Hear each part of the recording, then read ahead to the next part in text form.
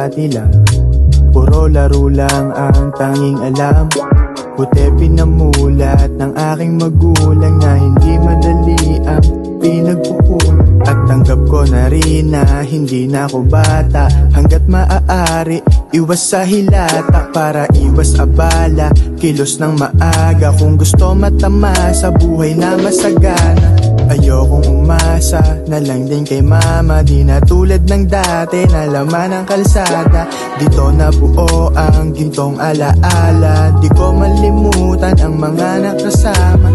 Mabuti na lang at maagang namulat. Sana'y mag-isa sa konkretong gubat. Kung ano nasa isip natutunan isulat. Ikublis ang ngiti ang nakatagong sugat. Kung malayo na ako sa pagkabata.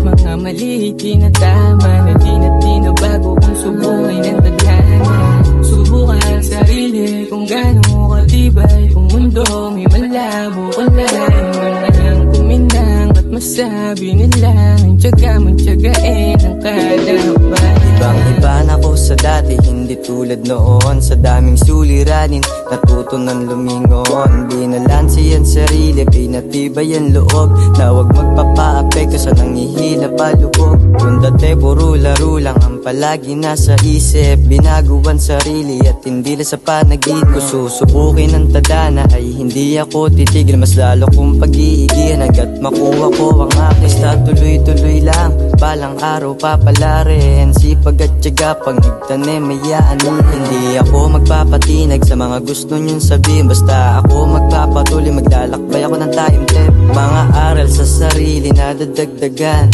Araw-araw kumikilos din ako, basta-basta na lang.